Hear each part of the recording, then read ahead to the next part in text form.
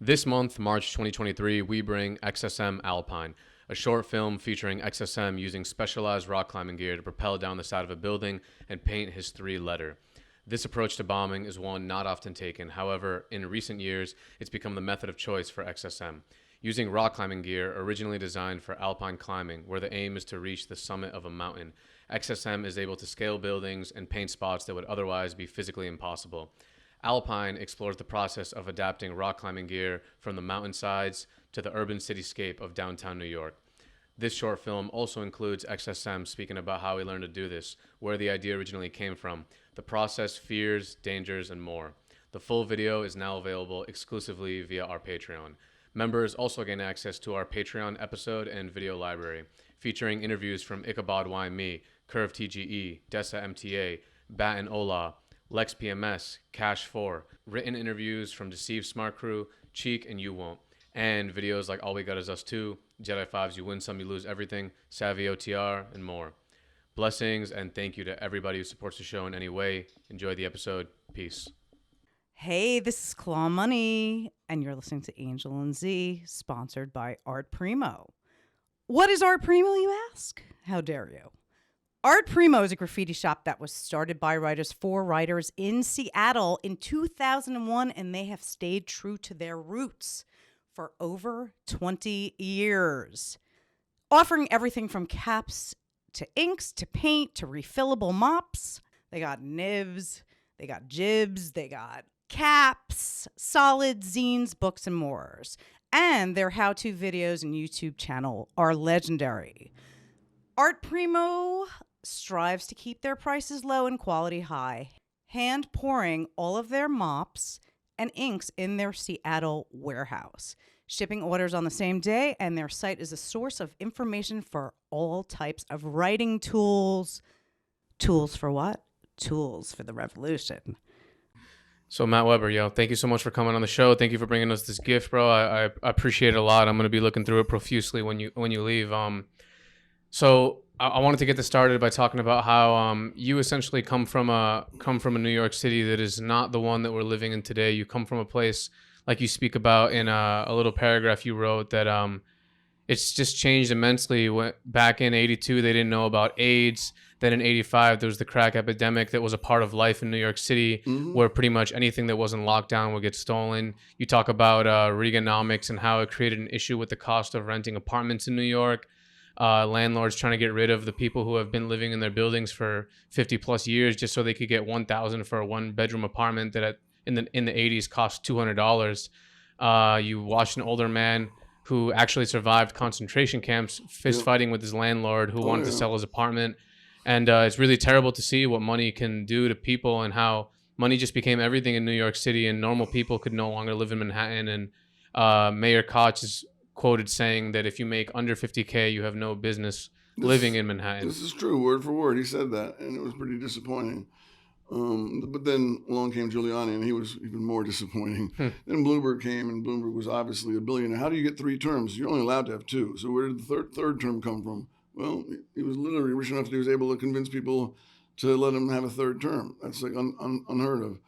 Well, in terms of like, I know about your life that maybe not everyone listening to this does. I know that you were a taxi cab driver for nearly, was it 12 years? It was 12 years, yeah. And when you became a photographer, you speak about how you were no longer considered with just money, how it gave you reasons to walk out of the front door without just thinking about money and mortgage payments. And that if it wasn't for photography, maybe your life would have been so sad that you would have just been focused on money. So yeah, that's what a lot of people end up doing. They just want to, and I mean, I have friends, and they kind of disappoint me because the $25,000 Rolex. Well, and then every time they see a photo and he's posing with Bill Clinton or whatever, has to pull up the jacket to make sure that the gold Rolex is visible. And it's like, we get it. You got money. And he's like, Matt, I've fucked over 400 women this year because he's a real estate guy with a Rolex. I don't believe him. They did 400, but whatever. It was just kind of sad because money is, to some people, it's the end game. There's nothing else but money. Look what I got, man. Look at all the women I get, and I have a thing with like 10 different watches. So, because you can never really be seen wearing the same watch 2 days in a row. You understand that, right?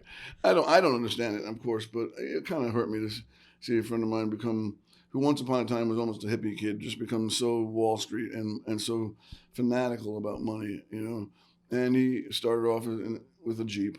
That's okay, doing his work, you know, and seen him for a few years. And then all of a sudden he's in an S-Class Mercedes driving. And I'm like, but dude, you said you'd never buy a Mercedes for what they did to your people because he's Jewish. He's like, well, Matt, to forgive is divine or something like it. The way it came out, it was just another.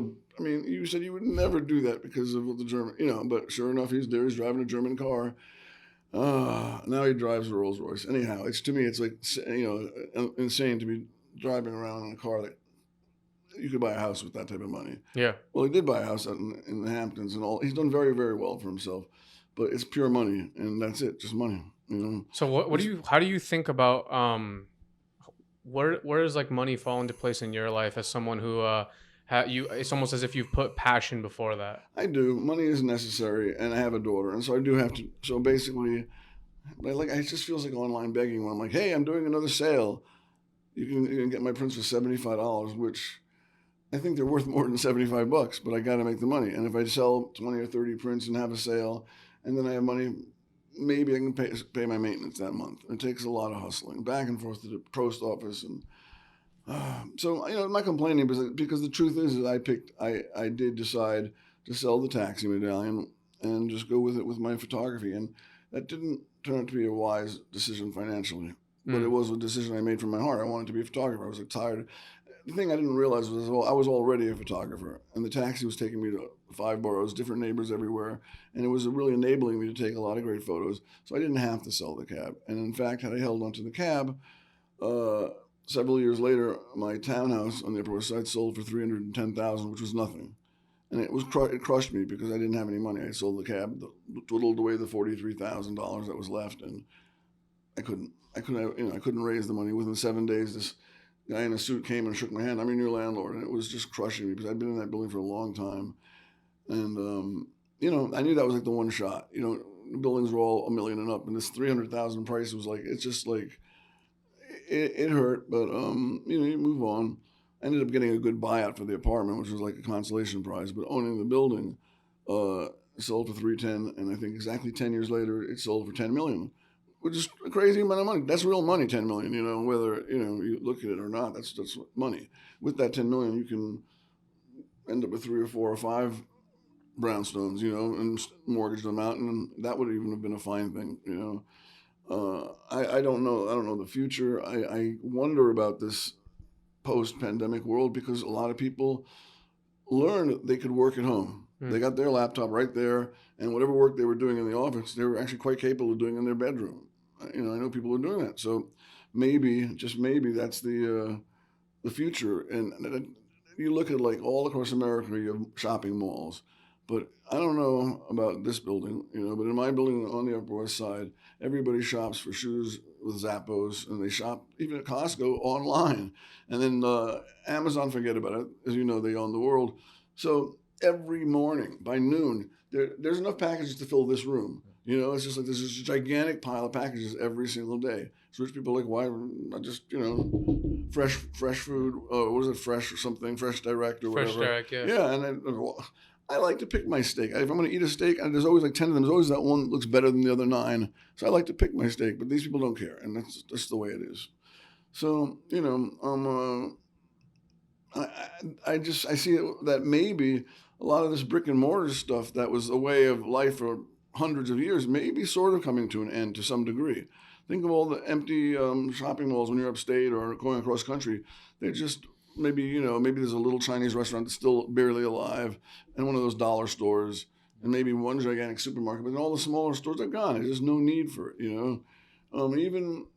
Isn't that's the thing though, right? There's like you just said that there's no need for it in terms of functionality. Yeah, it's almost like that shit is gone. Yeah, you get it delivered in 2 days by UPS or FedEx. It's so simple to understand that way of thinking. Even things that you thought would be around forever. The sporting goods, Models, right? Models, they were everywhere. They were a big company. They put Herman's out of business. Herman's was one of the companies when I was a kid. And all of a sudden, Models is gone.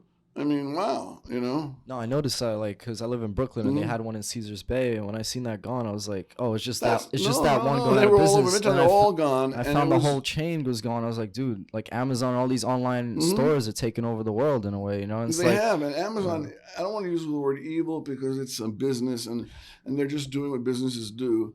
But if they see something's hot, they immediately go to some of their people like, look, can you make those? Could you make those? I mean, exactly like just a little different, but let's say whatever. It doesn't matter what it is. Something's selling a lot of units, and they're delivering them and making their little cut. But they're like, do you think you can make those? How much per? Oh, so then all of a sudden the Amazon version is there, and it's like you can buy the official version. It could be, I don't know, one of those little cameras people put in their helmets or something. All of a sudden you can buy that for $400. It's good. Or now we have the Amazon version for $199, and it has the same 4K video and blah blah blah. I mean, they just see something and they're like, you know what? We'll make it a little bit different so they can't sue us, but they're terrible for doing that. You know, everybody knows that if something's hot, the pirates are out there. Giving an example, a friend of mine had a T-shirt company back in '92 when kids were just starting to go crazy with blunting, using cigar wrappers to blunt. And so he went and paid $30,000 to the company, Habit Tampa in Tampa, that owned the logo. It was theirs, you know. And he paid the money so he could make T-shirts and hoodies and all that. And it was going good. And there was no internet, so he was putting ads in a Rolling Stone magazine, $25 T-shirts, and they were nicely done, and they were cool. And he was doing well for about 5 or 6 months until all of a sudden they were $10 on 14th Street. Some guy in the Bronx was like, "Fuck that." You know, he saw that everyone was starting to wear them, so he bought one, traced it out perfectly, and now they're $10 on 14th Street. So the pirates will just come and get you. You know, they will. I mean, if you come up with a great idea, even if you lock it down with a patent, they'll make it almost the same, or they won't even care. You know, like the fake what are those pocketbooks everyone wants to wear? I'm not sure the name right now. But it's that really high end name for luggage, Louis Vuitton. Oh yeah. Right? So you can get Louis Vuitton on Canal Street, and it looks exactly the same. We know it's not Louis Vuitton, and Louis Vuitton, I guess they make enough money, they just don't care about it, you know? So everybody's ripping off everybody. So that's kind of disappointing, too, in this day and age, that with computers, it's so easy to just make it perfect example, you know? I mean, almost, well, you can make $1 bills, no one will really check them up, but, you know, the quality of counterfeiting is never been so good with computers. But let's see. So anyway, So how did you get into I guess we can start with the taxi thing. How did you first get into driving a taxi? well, that's a very good question. It's an important question. I was from age 15 to, let's say, 19. I got in with a bunch of outlaws, and they were basically the leftovers from the 1960s. And the kids were older than me. They were like 19, 20, 21, and I was 15. These were men, and I was still a boy. And they liked young kids like us because if we got arrested, they would kick you free. They would, you know what I mean? Under 18, you basically, on the first time, they just sort of like kick you free. So we, you know, it was basically the leftover epicenter of the psychedelic era. If you wanted LSD on the East Coast, you came to Central Park, and there were like 30 or 40 of us, and we were young kids, and we were all connected, and we all had thousands of hits on us, and it was like, wow, it was a real, you know, at the end of the day, we're counting our money, we make, you know, it was like going to work. And I luckily didn't get arrested for that. I got arrested for weed a few times and graffiti a few times. But I also saw the writing on the wall because around 1977, the guys that were now like, that I looked up to were now 25, and they were starting to, unfortunately, once you shoot heroin. Larry Clark's a very famous photographer. I don't know. You know who he is? Yeah, absolutely. He also did the movie Kids. Yeah. But he has a very famous line, which is very appropriate. He says, once the needle goes in, it never comes out. Which is basically true. I mean, once that goes in, you're just done. You know, and so that's a very good line. So these kids that were now men in their mid-20s, and I was 19 at the time, and they were all strung out. And that means that they're pretty much going to rat on each other just to avoid going to jail. Not even because they're bad, but because they just don't want to go through the whole thing, getting sick and being in Rikers, puking. And they're like, it was bad. And I said to myself, you know, man, I'm 19. I think I've been lucky. I haven't gotten arrested. So I stopped and I went to Sheepshead Bay and was a mechanic with big wrenches on big trucks. And the tires weighed so much. And I was a skinny little kid. And you can imagine, I was like, oh, oh, fuck, boom. And I come home with my knuckles skinned and dirty. And I think I lasted 2 weeks. And it was $100 a week. Pay was $2.50 an hour. It was minimum wage was $2.50. So 40-hour week was $100. After taxes, you got $81. Plus, I had to ride the train to Sheepshead Bay and be there at 7 in the morning and to work on these. It was, and then How much was the train? the train back then would have been about 50 cents. It was 35 cents in the 70s, so it was probably 50, maybe 60 cents. I don't, and it was just like hard labor. If you didn't, they'd be like, well, take that pen and take that and just clean it out. And you're just like, it was terrible work, And I did it for about 2 weeks. And then a friend of mine said, why don't you become a cab driver? I'm like, well, why would I want to be a cab driver? I was like, well, you're a good driver, right? I'm like, hell yeah. I had a Pontiac. We'd done some hot rodding. And I was a very good driver. In fact, I didn't know anyone was as good as I was. I told all my friends how to drive. And I was like, well, why would I want to do that? I was like, because, dude, you can make really good money. And it turned out he was right. If you worked Friday and Saturday night, 12-hour shifts, you can make $100 each night for yourself. You had to work really hard, and you have $200. My rent in Hell's Kitchen for a one-bedroom was like $208. So basically, you work Friday, Saturday night, knock on the guy's door, the super comes out, give him the $200, counts it, thank you, that's that. So 2 days, and you got your rent. Now today, Crazy. You talk to cab drivers, some of them are still after expenses barely making $100, but the apartment's $2,500 or $3,000, and it's just no point. It's like you kill yourself and there's nothing left.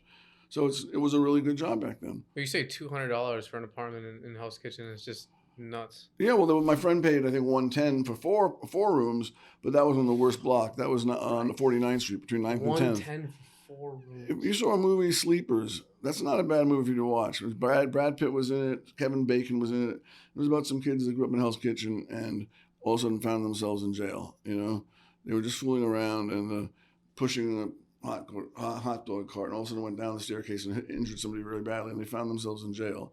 And Kevin Bacon was one of the cops. But it was actually a pretty good movie.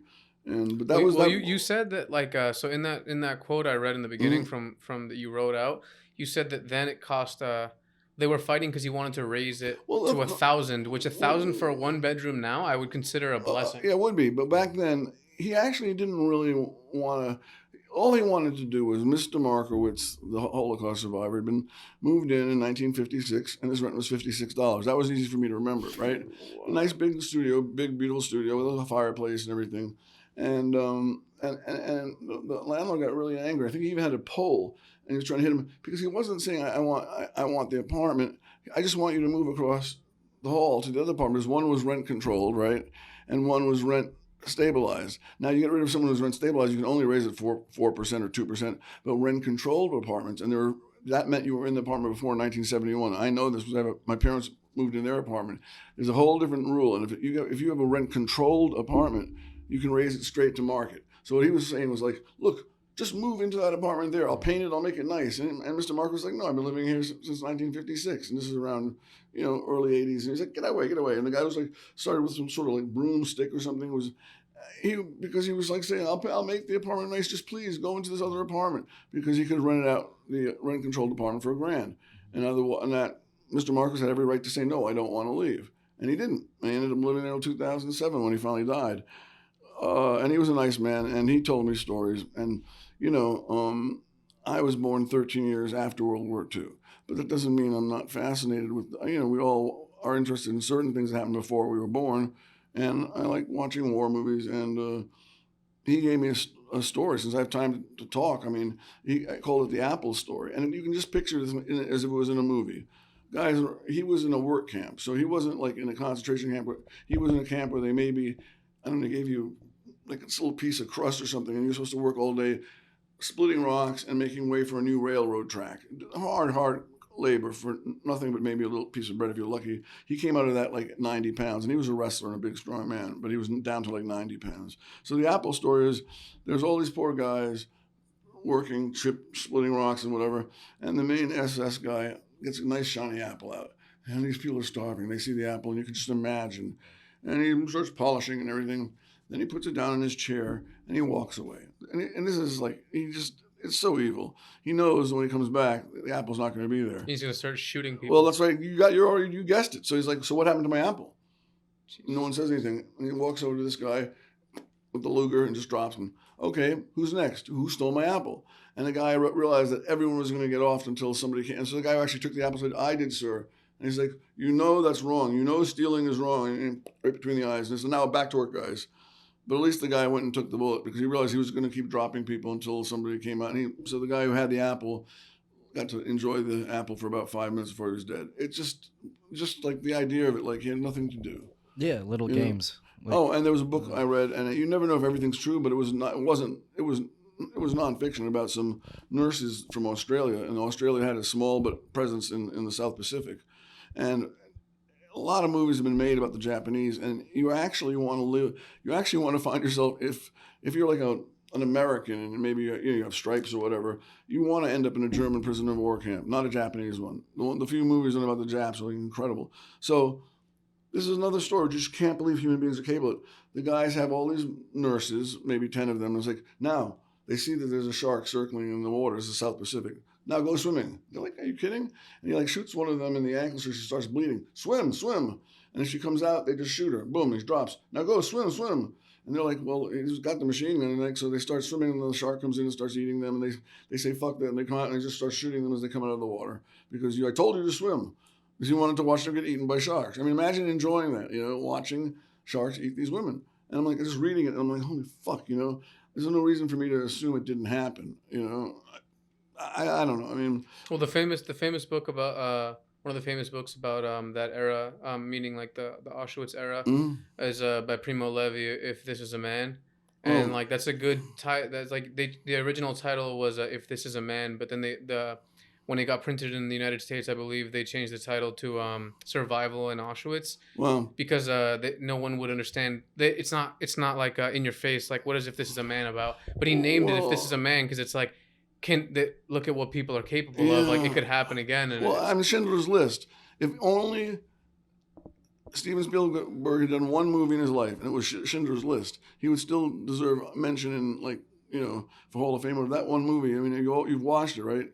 In black and white, Schindler's List. Yeah. It's just mind-boggling. It's so painful to watch. And the guy who plays God, he's so brilliant. He's still like an action star, and he's about 70 years old.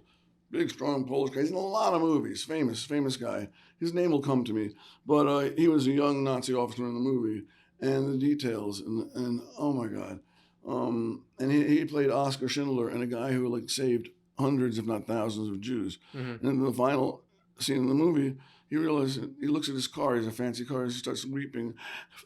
If I had sold the car, I could have saved 10 more people. And he starts crying, if I had sold this watch, I could have saved 2 more people. And he's looking because he had saved so many, but at this point, he's looking like, I have a nice watch and I have a nice car, and I could have saved 12 more human beings. And he's starts breaking down in tears, and it's like, God, that's an amazing movie. You should force yourself to watch it. You really should. It's hard to get through, but it's fucking a good movie, man. So just getting back, so you had the taxi, you got the taxi medallion, you were working, it was exposing you to the 5 well, boroughs. I started as a fleet driver, and that meant I got to keep, they had the old wind-up meters, and I got to keep 43% of the meter. So let's say I worked really hard and I had $81. Well, I got to keep 37 or something, plus the tips. But they were very leery. They knew that taxi drivers wanted those tips. So taxi drivers were very frequently known for going off the meter. You were going, where are you going? Upper West Side. How about you just give me $5? And people go, that sounds about right. That way they keep the whole 5. So anyway, so at this point, the fleet owners were like, fucking hell, what are we going to do? So they created hot seats, including the front seat. The minute somebody sat down next to you in the front seat or in the back seat, the meter went on automatically. So you couldn't give your mother a ride home. The meter is going on. And they take the details of the meter at the end of the trip. They had it down, And so I worked that for a while. And then they started making it legal to lease cars for $35 a night. And I did that for a while. And then everyone that had medallions, the medallion just kept going up, up, up. So I said, okay. So I bought a medallion for $58,000. And maybe 5 years later, it was $123,000. And I sold it. Then I realized I didn't have anything to do. So I bought a second medallion for $120,000 or whatever. But after a couple of years, I realized I made a mistake. I couldn't stand it.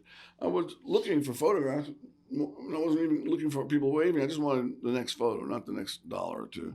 So I realized that I should become a photographer. But the stupid thing was I already was a photographer. and I didn't even realize that. I was taking good pictures, and I was in good places because of the cab. You think I was going to be without the cab in 5 different boroughs every day? And hell no. But the cab took me to places where I saw things I would have never seen if I just stayed on the Upper West Side.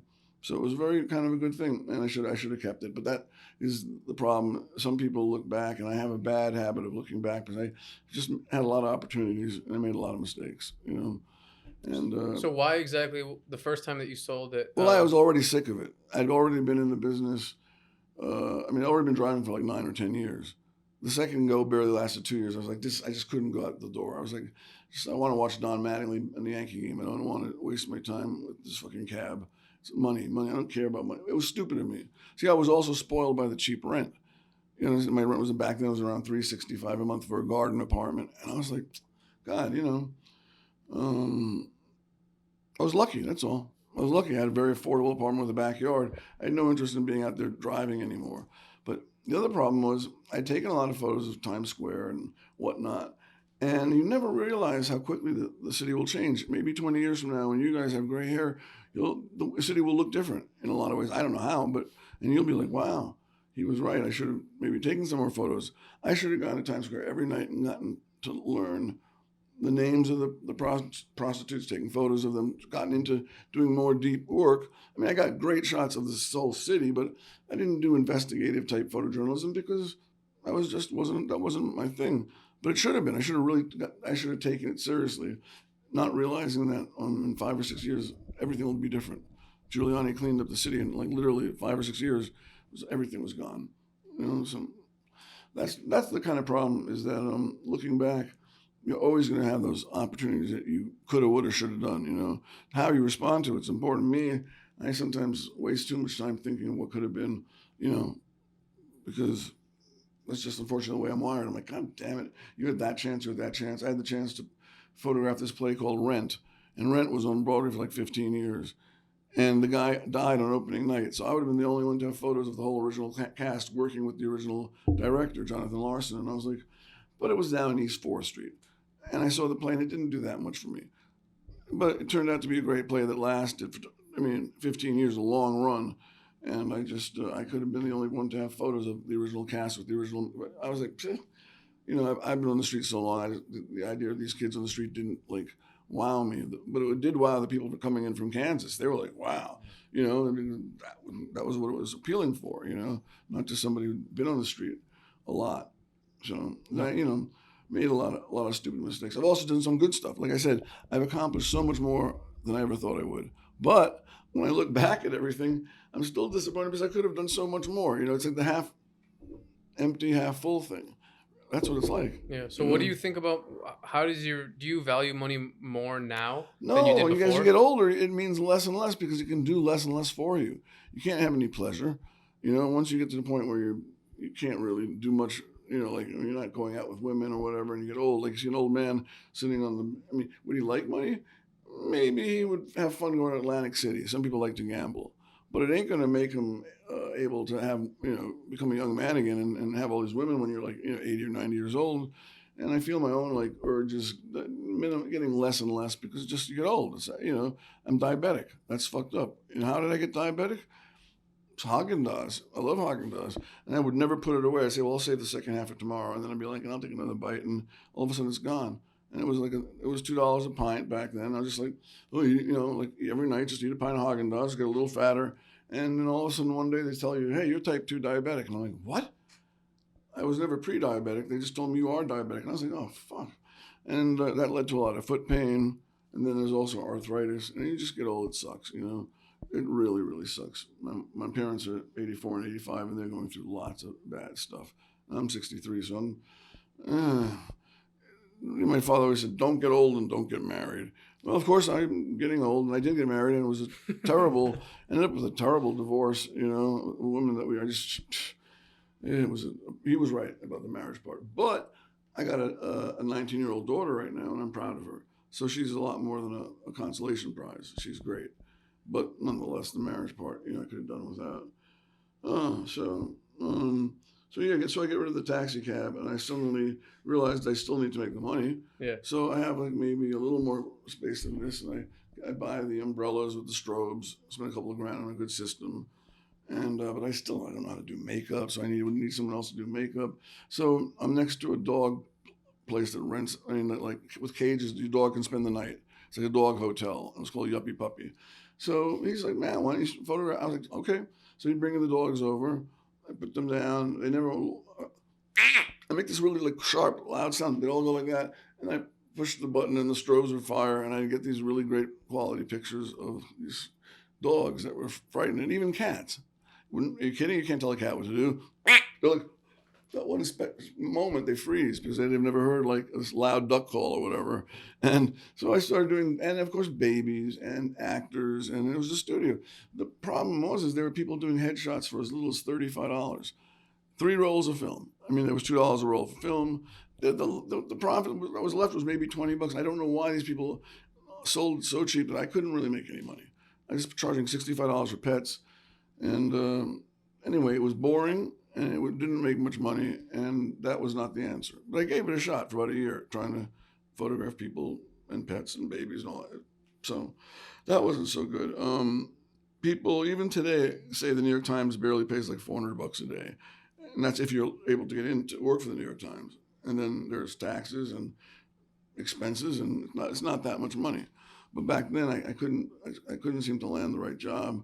So I just kept shooting and shooting and shooting out of my own pocket, and it added up. I mean, then around 2007, I decided I want to start shooting color again. And I'm still shooting film. And Kodak Portra 800. I don't know if you're into photography, you know about film, but Portra 800 is a beautiful film. Shadow detail. This is a really good film. It's fast. It was also like $11 a roll. And then to develop it in a dip and dunk that would leave it clear without any like dust spots, it's another $7. So you're looking at like $17, $18 for a roll of film developed. Not scanned, just developed. And so 6 rolls is over $100. I go to Coney Island, I'll shoot 6 rolls like nothing. And now I have all these long things and got to cut them away and look through a loop and decide which of them are worth scanning. And then because I had so much film from, it was 2009. I've been shooting for over 20 years when I decided I needed to buy a good scanner.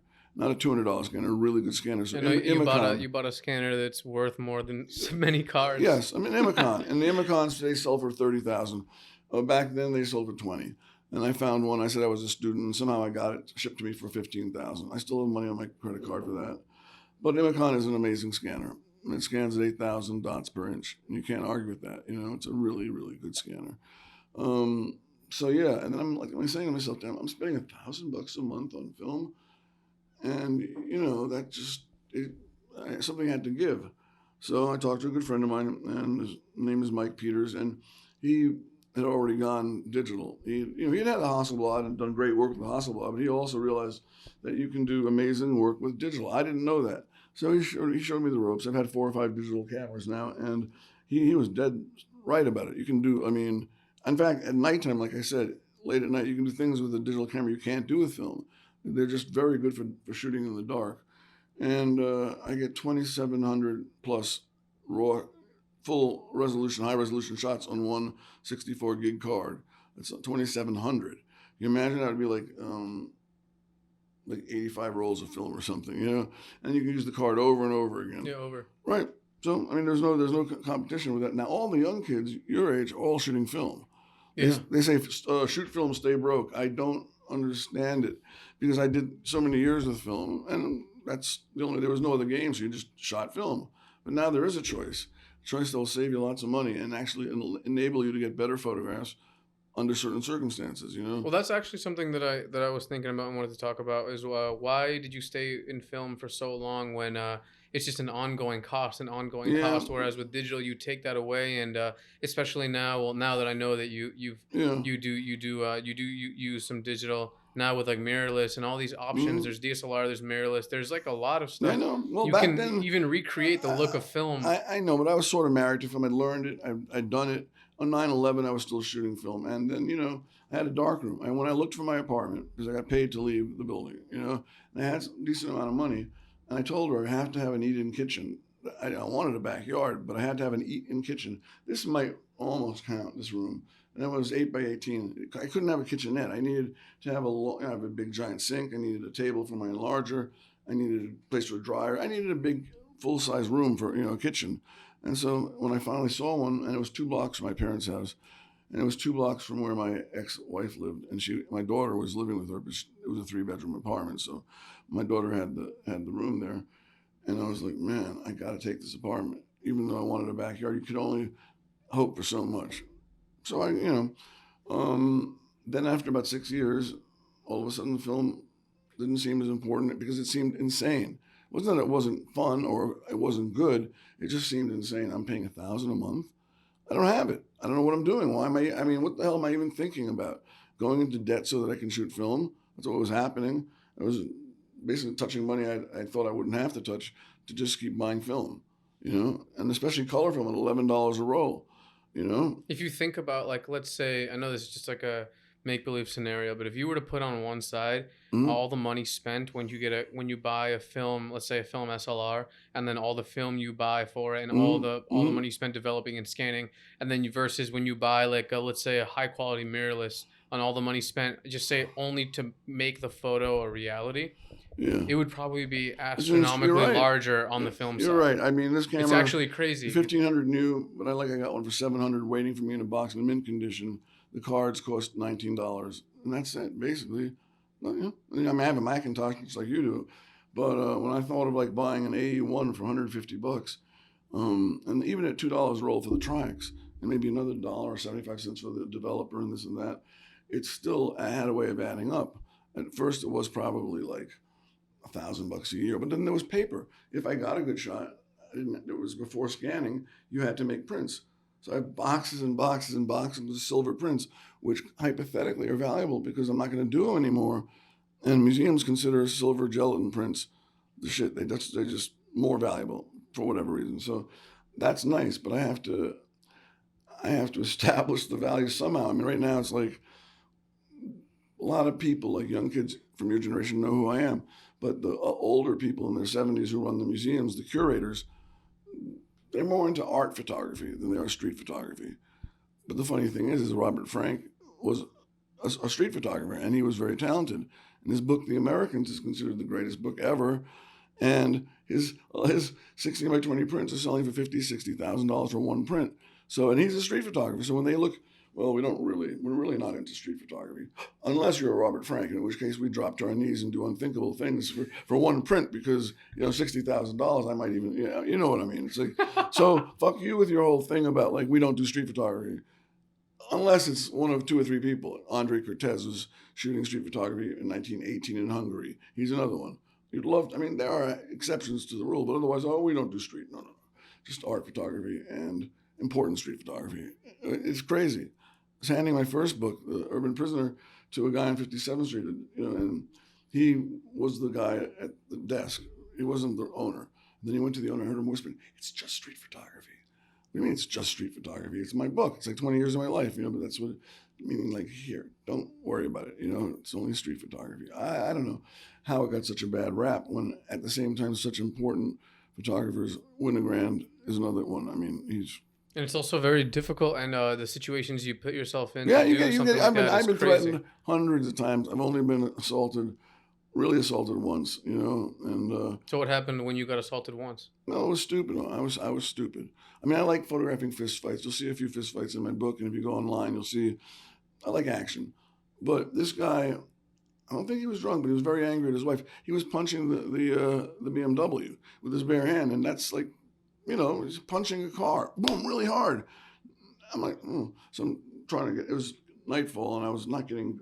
And then he saw me, and he just came roaring like Raging Bull and threw me into a scaffolding and almost separated my shoulder. And I was like, I'm sorry. I was, you better be sorry. But I mean, he was having a problem with his wife, But anybody who was into hitting an automobile with his bare hands, isn't feeling pain. So I got slammed and it hurt for a while. But I've been threatened so many times. How do you feel about this aggressive style approach to shooting photos when you go up to a stranger and just bang, you go up to another stranger? Yeah, I don't in intimate moments, bang. I don't use a flash. A lot of these young kids your age are into flash. There's a famous guy named Bruce Gilden. Have you heard of Bruce Gilden? Well, you should, Gilden, you should look him up because he's in Magnum and he's very famous and he still shoots with a flash most of the time. So all these young kids look at him like, wow, as a model. But I don't know. I'm not going to talk about Bruce Gilden, but he does use a flash. And I even know the guy who taught him how to use a flash, a guy named Richard Sandler, who's great. He's a really nice guy. I like him a lot. But all these kids are shooting flash and film. And they come up and boff. But when you're 21 years old, you can run. You're fast. You can really outrun people. I mean, I remember outrunning cops plenty of times when I got caught for graffiti or whatever. It was like, psh, like a bullet. So I don't know, there's some sort of machismo thing, and like I just go up and blast people with my flash. But you also don't get the greatest photos. You get people squinting with their hands up, and that's nothing much. So I don't know. And I have to admit, I make plenty of mistakes, and sometimes not that often, luckily, but I cross the line, and then I think about it, and I'm like, what the fuck? I took that photo. Me? What was I thinking about? Like on the Bowery. And I'm stuck in traffic, and this old guy I come up to this old guy, and I'm photographing him. He's looking right at me. He's also urinating at the same time. And so there he is, this shriveled old dick is peeing into the picture. And it's like, man, urinating. I mean, you can see clearly what's going on. He's looking at me like, you're taking a picture of me? And anyway, when I got to see the negative, I said to myself, damn, Matt, man, what the fuck were you thinking? And I took a pair of scissors and I snipped it out. No one will ever see that picture. I never printed it, and the negative doesn't exist. But I was disappointed in myself for having taken a picture that didn't really have. There was another street photographer, I forget his name, and he was in India. And in India, people just poop in the street. They have to. There's no bathrooms. You just poop in the street. And I think he like whispered something to the kid, or yelled to the kid, because the kid is on a railroad track taking a dump. And then he was looking back at the guy who's taking the picture. And the whole thing was just, oh man, it was ugly. And he got a lot of shit online for it. And I think he deserved it, because he didn't have to. First of all, you didn't have to take the picture. But if you're going to take the picture, you didn't have to yell so the kid turned around and made eye contact with you. You could have left him as an anonymous kid pooping on the tracks. That shows what life is like. You don't have to have his face in the picture. And he got shredded. And so then, I did another mistake recently, and I'm not proud of it, but I did delete all the pictures. And it was in the subway, and it was a homeless person. And she was undressing and saying, come on, you want to take pictures. I was like, no, come on. And so all of a sudden I find out I'm photographing like this woman who's undressing. And I'm like, then I gave her $6. She's like, that's all you're going to give me is $6? I'm like, well, that's all I have on me. And then as I was walking, I started saying, oh my God, I deserve to die. I was like really down on myself. I was like, how the fuck could I have photographed this woman doing that? And to be sure, she was hustling me for a few bucks, but how could I have gotten into that? And I sat down and just deleted them, because it was like that. Some people are like, I photograph everything. Well, yeah, you can photograph everything, but then you can also delete it. That's another thing. You have the choice of deleting it. And I was like, that's disgusting. I can't believe I did that. I mean, she did it closer and closer and photographing her fucking pussy. And I'm like, a homeless pussy in the subway. And I'm like, man, what was I thinking? And I could blow them up like that size. You don't need to see a homeless vagina 20 by 24, but I mean, I could, And I was like, fuck, man. I felt so lousy. It was just 20 minutes later, I sat down on a bench and delete, gone. And I felt better. Okay, like, she got $6. The photos don't exist. They'll never be seen. And I have to look at myself and say, that was some stupid shit you did there.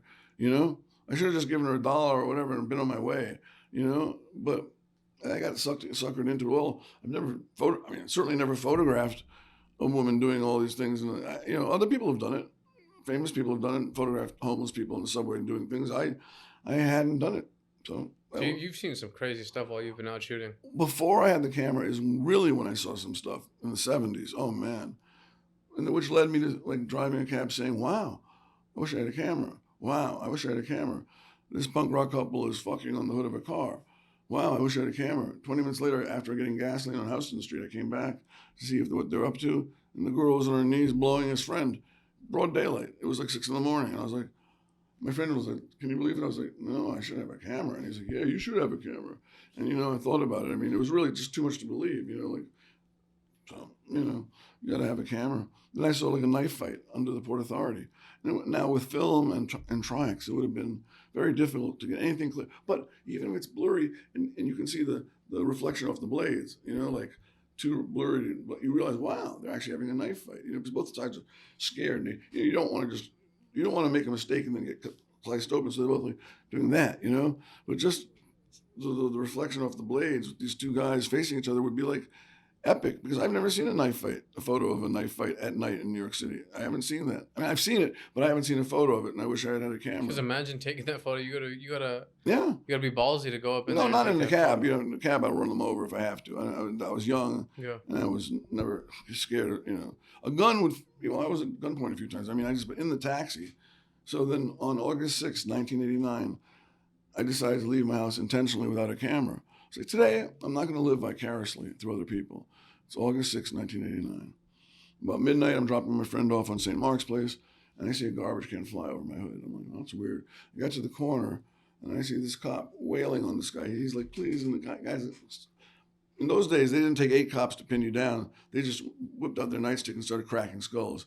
And there was blood everywhere, seeing people with bloody faces.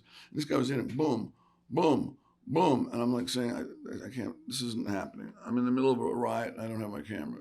But that's true. I never did the mistake again. I never left my house without a camera again. But then Clay Patterson got famous for videotaping.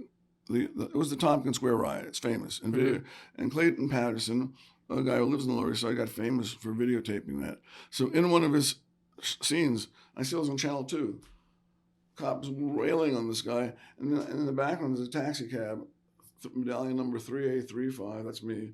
I have my hands on the wheel. I'm just like eyes open, watching this cop destroy this guy. I have no camera with me. I was hopeless. It felt so stupid because I'm not going to use my camera. I'm not going to live through other people. And I found myself in an historical riot. And I'm even in the background with a stunned look on my face while the same cop is beating on the same guy. So I learned my lesson. In terms of the use of cameras, and obviously as someone who has been shooting photos for so many years and dedicated to it for so many years, a camera has been just such a valuable tool in your life. What do you think about the fact that now different things are coming out, like these phones with the craziest cameras? Do you think that one day the use of a high-tech, specialized device just made for photos, such as a mirrorless, such as an SLR, will be obsolete? Well, you're right. I remember it was about 10 years ago, and which company it was, maybe it was Ericsson, some company that doesn't even exist anymore, had a 41 megapixel cell phone. The quality was kind of strange because it was this giant file, but it wasn't as sharp as today's iPhones. When you look at that tiny little lens and you think of the quality you get from it, I bought the one with the 3 lenses, because I was going to Florida, and I figured with my bad luck, the camera will get robbed, it'll break, and the cell phone will be my backup.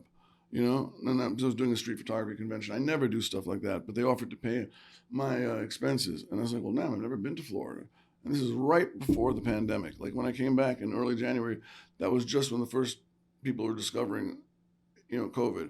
So I got just the nick of time. And I'd like to go back. I understand why old people go to Florida. You walk in the ocean, it's 80 degrees. It's amazing. But it's also a COVID epicenter because the people there are stupid. They're really dumb. They will not. No. They have a nano chip inside that syringe, man. I'm not going to let them track me, man. I'm not taking them. Well, then wear a mask. No, man, it's my freedom, dude. Dumb, politics causing people to refuse to wear. And so, as worst spot in this country as is possible right now, I think, is Florida. And I would like to actually go back. It'd be fun. I'm getting old. I mean, the walking on the beach, and it was great. But anyway, right now it's just too ridiculous there. And people are getting infected who have had the injections, getting reinfected. And guys your age probably could get COVID and have no idea you had it. Because I know, like my friend is about 10 years younger than me. He said he didn't really feel it, but he had to have had it because his wife had it and had the antibodies. So it was definite that his wife had it. They sleep together. It's impossible that he didn't have it. He says, yeah, I had a runny nose or something. I don't remember feeling bad. And he's 50. You guys could probably not even know you have it. The only tragedy is if you got grandparents, you don't want to pass it along and have something, hard to outlive the fact that, oh my God, I might have given it to my grandma. That would really suck. But now we're drifting away from photography. But that's the way I just drift one thing. I just constantly drift into different subjects, and that's the thing. I segue left and right, and people are like, wait a second, what are we talking about? Are we talking about this or are we talking about that? I'm like, I don't know, I'm just talking, period. My youngest daughter has the ADT even worse than I do. We're walking down the street. She's like, Daddy, she's 19 years old. Daddy, what are we talking about? I'm like, oh, we're just talking about your theater, class or this, that, or that. But I had it too when I was in school. was just staring out the window watching the 3-on-3 basketball and being, oh man, I wish I was out there. I could beat that guy, you know, and not ignoring school completely. But do you think that so like talking about the cameras, do you think that there will come a day when Oh, your question was a very good question. Yeah, Yeah, yeah. no, the day, in a sense, the day is already there because, yes, photographers still use cameras because they're better than the cell phones, but for every photographer, there's another 10, 12 people there with 12 megapixels. And when you think about even the Rodney Smith riot in '92, that was because some guy came out on his terrace with a video camera. You know, this kid, little tough kid about your age, at one of the Black Lives Matter things said, you know, I don't like you. I'm like, what are you talking about? I don't trust people with cameras. And I was just like, oh my God. Everybody here has a cell phone that can do video. The only reason you're standing here is because George Floyd got killed. The only reason that his family got paid and that cop is in jail is because of video. If I took a picture of him with his knee on his throat, so what? It doesn't, but the video showed that it was 9 minutes, you know? And that's the thing, video is precious, you know, because you can see the whole thing. You can see that, like, he shot him in the back, you know, and there was no weapon. I mean, it's really good that cell phones exist. And the quality, if they wanted to make the quality better, it's almost like maybe they're letting a few of the other companies like Sony, maybe they're letting them still have their market share, because if Apple wanted to make slightly better lenses and slightly larger files, they could, you know, of course. You know, I saw a video. It was on YouTube. It was comparing. They took I think it was an SLR. Mm-hmm. Then it took a mirrorless, and then it took the newest iPhone. Right. And they were shooting photos of the exact same Right. object. They put them next to each other. They wouldn't tell you which one was Mm-hmm. which, and Mm-hmm. they'd say, like, try to tell me, and you wouldn't be able to. Well, you couldn't do it. You couldn't do it. Wow. So That answers your own question. It's like so crazy, and the main issue that arises is when you want to blow it up and make huge prints. That's like the main problem. But like, how many people do that? No, that's true. That's true. It's great. The iPhones are great just in terms of civil rights, because, you know, there was the guy or a woman who was put over the fence, the picket fence, someone in Cleveland, and the guy like shot the guy in the back, and then took a gun and put his hand on the whole thing like you see in any movie. And then he put the hand around, he placed the gun in the hand, did all that stuff, didn't realize he was being videotaped. She just stuck the phone over a picket fence, you know. I said, oh my God, I got him shooting him in the back, I got him putting the gun in his hand, everything. And that guy went to jail. And with that, you know, so that's just, man, you know. But it does take some courage to stand there and videotape something, because the cops know that what you're doing is going to end up very badly for them. So they tend to sweep you away and make sure you don't, you know, get to take the photos. You have to be pretty courageous when the cops saying, get the fuck out of here now. And you're like, no, I ain't going nowhere, because, you know, the person who photographed Eric Garner getting killed, his whole life, or maybe it was a woman, I mean, I think it was a guy, apparently his whole life has been destroyed. You know, like the cops have gone out of their way. And maybe it was small offenses, weed, or who knows what it was, but they have been fucking this person over big time, because, I mean, look what the Eric Garner trial did. I mean, you know, it was a real blemish on New York City police officers. So, oh, man. How was your experience like shooting 9/11? Well, 9/11 was strange because my wife was ready to pop. She was like 2 weeks away from giving birth. Mm-hmm. And I couldn't, the cell phones were down because a lot of stuff went through the World Trade Center. So I couldn't get in touch with her. She was on 28th and Park. Being I didn't understand what was happening, I was scared the next building would either be the Chrysler Building or the Empire State Building to get hit. And of course, luckily that wasn't the case. And my wife had to walk home because there were no ambulances around that she can get. She was like this walking home, and women, when they get pregnant, their feet get puffy and they hurt really badly. I know what I'm talking about now because from diabetes, my feet hurt a lot, you know. So she made it home, but I kept on trying to call her. I couldn't get in touch with her, so I was worrying about her. Now, I have really bad lungs because I started smoking cigarettes when I was 10. You know, we'd steal them out of the machines. Started smoking weed, 13 maybe. Smoked a lot of weed, a lot of cigarettes. We had good connections, so we always had Lebanese or even Nepalese hash, all sorts of good hashish, which was really strong. We even had a guy who had hash oil, early hash oil, which is so flammable and strong. So we were just smoking everything, and 2 packs of Winstons a day for $1. More and more and more. Then in '81, the whole world was starting to smoke cocaine. It wasn't crack, it was freebasing. They call it freebasing, and everybody, the entire Los Angeles Lakers, everyone was like smoking freebase. It got you so fucked up. And so by the time I was 26, I had smoked so many different drugs in my lungs, I couldn't finish a cigarette. I mean, literally, I light it up, and it started hurting so bad that by halfway through, I threw them out. And this was like in November or something. I was like, well, this New Year's Eve, I'm going to quit cigarettes. And I did. It was 1984, and I never smoked another one. I mean, I couldn't smoke them. I couldn't finish them. They started hurting so bad. My lymph nodes all over. I had just charred myself. And because I started doing this at 10, 11 years old, my lungs never had a chance. They never grew normally. They were just charred. The worst thing you can do is quit and then start again, and then quit and start, because you got these charred lungs, and then they start to build fresh pink tissue, starts to build. And then it's starting to build up some new fresh lung tissue. And then you decide to start smoking again, and you char the new layer. And you have an old layer, pink, new pink, and then that gets charred. You're not supposed to have like fresh lung, bad lung, fresh lung. And people that start again are ones like Peter Jennings, the famous newscaster, started smoking on 9/11, and he died shortly thereafter. Within a year, he was gone. So I think you really, if you ever do quit, not that you're smoking, but if you do quit, make it forever, you know. But you don't look like you smoke cigars. No. No, what's your deal with Thrasher and skateboarding? Is that a big deal to you, or is that just that guy Greg? No. I mean, like I grew up skateboarding since I was like 11 years old, and I'm 25 now. So it was a giant part of my life that pretty much introduced me to everything from videos to even shooting photos. Because people like pro skateboarders like Ed Templeton would shoot photos, so I'd be like, oh, shooting photos is cool. Ed Templeton, the photographer. Yeah. I know who he is. Okay. He shoots in I believe it's in Santa Monica. California. Yeah. Right. On the pier every day. Wow. Yeah, and stuff like that. So that was like a huge part of my life that introduced me to like everything from graffiti. What did you feel about seeing it as an Olympic sport? Did that make you happy? No, I mean definitely didn't make me happy. You know, like well, there were the X Games for many years, right? But but this seeing it as an actual Olympic is like a different thing. Yeah. Even I mean like my idea of skateboarding when I started, it was like as a real like punk rock thing, just like kind of like a DIY fuck you type of thing, and just like everything as the years have gone by, it's changed so drastically that now it's like, well, let's put on uniforms and we were in 1973. There was no real punk rock yet. It started more like 76, 77 with the Clash and the Johnny Rotten and God Save the Queen, all that stuff. So 72, 73, when we were skateboarding, it was still sort of just a rock and roll world, you know. What was your involvement in graffiti?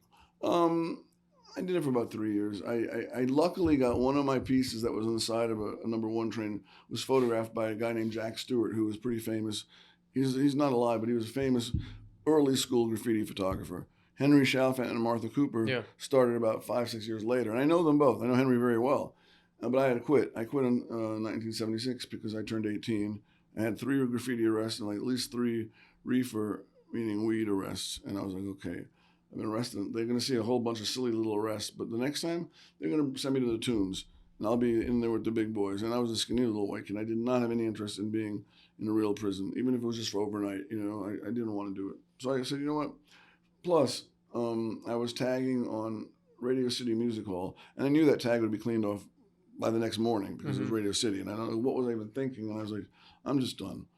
But the problem is that I should have been in the tunnels photographing all of my friends who were still doing it. But I was like, yeah, I've been there, done that, and I'm moving on to whatever. And I wasn't really moving on to anything in particular. I was just leaving graffiti behind because I've been there, done that. And that was another one of those bad mistakes because I didn't know graffiti would become so huge that it would end up being entire everywhere. Europe, Australia, all over the globe is a graffiti. Moscow, wherever you go, there's graffiti. And even corporations use graffiti to sell their products. And I didn't see it. And there was just a game that we did. We were trying to get more tags up than the next guy. You know, and I didn't see that it was, so I mean, I wish I had a little more vision. I would have been down there because I was young still. I would have been in the tunnels with like Revolt. Revolt's a friend of mine. He and Zephyr, they would go out doing pieces and I knew them. And if I wanted to go out and photograph them, they would have been like, sure, come along, you know.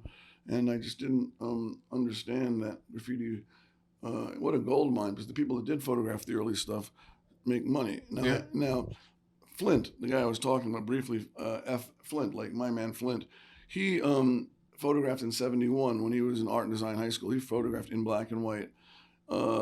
Chad, who wrote LSD Ohm, it looks like a 3, but LSD Ohm, he photographed a bunch of the very early first generation graffiti artists.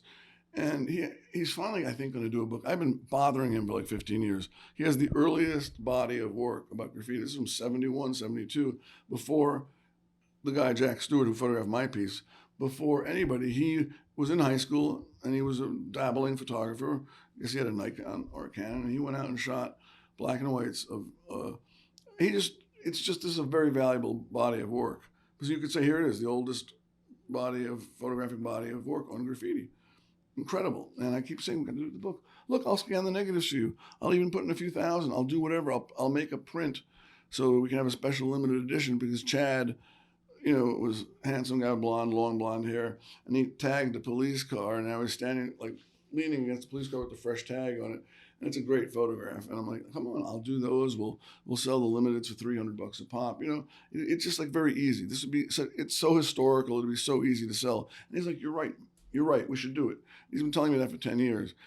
I think he will eventually do it. I hope he does, because it's like insane how valuable this little body of work is, but you can lead a horse to water. You can't make him drink it. Yeah, we've met a lot of graffiti writers on the show where they show us their collection of developed pictures, and I'm like, yo, this is a gold mine, and it's just sitting on your shelf collecting dust. Well, that's true, and it's good for them that they got it now. Lady Pink, who's had a lot of success lately, and she's the most famous female graffiti artist, but she also could be considered the most talented. She's really amazing, and I know her pretty well. And at one point, she had a gigantic archive of slides, because of other people that she knew. She knew a lot. I mean, she was in graffiti since 1979, and then the cops got a hold of it, and they just took it. They just took it. And they're like, this is evidence for a crime. And she had to spend thousands with a lawyer to get it back, because the anti-vandal squad or whatever, grabbed it, and it was like literally well over 1,000 images that were irreplaceable. Fortunately, she got a good lawyer and she got it back. Wow. Because it really is a very valuable archive. You've made a lot of books. You've made a lot of you have a lot of prints for sale on your website and all that. Can you if someone's interested in like looking at your work and like purchasing prints, purchasing books, like where can they get it from? Well, if they go to the Matt Weber Photos, that little card I gave you is the address. They'll go to the website. The website has at least 400 or 500 photos on it. Now, if they went to Instagram, there's got to be 2,000 photos, and then 99% of the photos I can go back to a high-res file and make a beautiful print from. There may be one or two that I can't, but 99% of them I can give you a wonderful print from. If you picked one that I didn't have a high-res file, that's where it gets tricky, because I could spend the whole day looking for the negative. I mean, that many negatives to go through. I'd be like, fuck, But I'd appreciate selling the prints, because even if I sell just one print, that's enough money to go to Trader Joe's, and my daughter needs food. I need food. We all need food, and so it's food money. It's not like I'm begging, but I am at the same time saying, support your local artist is a nice thing. Yeah. It's good to support artists. It's not like as bad as being in the subway, but actually the guys in the subway with the open guitar case, they're making more money than I am. Some of them are really good, and they really are good. When you see a talented guy, and I'm like, wow. Or some people are so sad that there's a poor kid around Times Square who doesn't have arms. His arms end right at his elbows. So he has like things connected with drumsticks. And he plays the drums with his half arms, And I've been talking, I think his name is Josh. I've talked to him, and I've just been there for 10 minutes and watched him make 40 or 50 bucks. And the money just keeps, fives and tens just keep flying, because it's hard to see a young man who doesn't have arms and not immediately, well, what am I going to do, give him 50 cents? No, this is like, it just blows your mind to think of the pain this kid's felt. So they could, like, in an hour get well over $100, and then they can go do whatever they want with their money, There used to be a guy in the subway who didn't have legs. He was just cut off right at where his stomach would be, and he basically somehow got himself a skateboard, and he paddled with his hands. He had no legs. It was like maybe 2.5 feet tall or whatever, paddling through the subway. Subway cars and subway stations. You don't forget shit like that. What do you think? Just to start closing this off, what do you think is the benefit that you've gotten? What do you think photography has done for your life? Well, I could be over dramatic and say it saved my life, because a lot of my friends died from heroin, and my father died from heroin. But I had promised my mother I wasn't going to do heroin, and I kept that promise. So therefore, it didn't technically save my life, but it gave my life a nice feeling to it, that like I'm looking to try to create art instead of just create a small amount of money. I wish I had more money, because that would be nice, but whatever. It's like I said, I've done a lot more than I thought I would. I've also done a lot less than I wish I had. I'm like, it's half empty, half filled glass of water, you know, and I'm like, wow, if I really kicked ass, but I was like, I didn't take it seriously. Why? I was young, and I didn't know that 5-10 years later, the city would be a whole other city, as we can see by the photos in this book. And then all of a sudden, there's no more porn in Times Square. There's no more checker taxi cabs. All of a sudden, Harlem, yeah, there's still black people, but now there's lots of white people, and there's a Starbucks in Harlem, you know? So, yeah, okay, it's still Harlem at 1 a.m, but, at 5 o'clock in the afternoon, they're all the yuppies coming back to their apartments. But it's funny how when they all go to sleep at 1 a.m. on a hot summer night, the only people out are black people, basically, you know? So, you know, people think Harlem is completely gentrified. It's not completely gentrified, but it is. I mean, what I liked about Harlem was everybody knew everybody. Hey, how you doing, man? You know, like people knew the old ladies. The old ladies knew, how you doing, Sonny? You behaving yourself? But everybody knew everybody. And when you get into big buildings like this or up on the Upper West Side, we had people, like I'd be on the stoop, and a couple of my friends were black. So there's like a couple of white guys, a couple of black guys were on the stoop. And the next door where all the condos were, the people just don't look. And they wouldn't look, and then they just make a quick left turn. And it was like, they trained themselves not to look. I mean, we won't be noticed, you know? I mean, you're living like, there's about 12 inches of brick between my building and your building, and like, you can't look at us even. Oh, just don't look. And then finally, I had a daughter, and she was so cute, and I was with my little 2-year-old daughter. And finally, this woman who'd like 15 years never make eye contact was like, "Oh, hi, my name." She saw the baby, and she realized I was okay. I actually had a little baby, and I was a daddy. And she introduced herself to me. But I mean, otherwise, it was like, man, New York's a strange place, you know. Cliques of people, poor people that know each other and love each other, and then you get these rich people who just stay to themselves. You know, it's a weird town like that. So have we gone for the full hour yet? Yes. Oh, we have. See, I told you when I start talking, there's no stopping me. No, but what I was gonna say about what you just said is that like those times truly can't be reciprocated. You know, like replicated. I mean, Yeah. and like what you have is a gold mine, like your whole career, like from what it sounds like, you've sacrificed so much and like gave your life, you've been through so much to like, and there's like so much life in these pictures. I wish I'd known. I mean, well, look, I sell these books. You can actually get this book on Amazon for $20 because it was printed in China. That's a lot of oomph for $20 because I know I have a library, you know, and I like the job the Chinese did in terms of the paper and the tones. I don't like the cropping, because they didn't care, did a quick job, and they cropped like 2 or 3 images terribly. They'll still look okay for you because you don't know what they look like uncropped. But if you take a look at the quality of the photos, I never did full bleed either. I always used to have a white frame around them. So yeah, I'm pretty happy with this book, you know. And the fact is, I really want it to sell out because then I maybe could work again with these guys. You know, publishers don't grow on trees. I mean, there are these publishers, but there's so many photographers, and they all want to have a book. Everybody wants a book. Yeah. Book is the thing, and it's like a permanent exhibit. It's something that everybody wants. So yeah, I mean, your work is no joke, man. I definitely by no means whatsoever consider myself a photographer. I've been. Well, but you shouldn't feel that way because you're gonna get your chances here and there, and it just as long as you have a camera with you. Yeah. Remember, the one day out of my fucking 37-year career, I intentionally left my camera home, and the Tompkins Square riot took place, which is the unbelievable how Murphy's Law can work like that. Mm-hmm. You know. Yeah, well, unbelievable. So just keep your camera with you. If not, you have a cell phone. I mean, you know. But yeah, man. What I wanted to say is that like your work is amazing. I really admire it, and I gotta say thank you for coming on the show, bro. It was my pleasure. I should sign the book anyhow. Oh, thank you so much, bro. And I'm gonna just end this, and then we could keep it. Yeah. Are you Angel? Yeah. Thank you so much. Oh, you're welcome. Thank you for having me come out here. Peace. Yeah.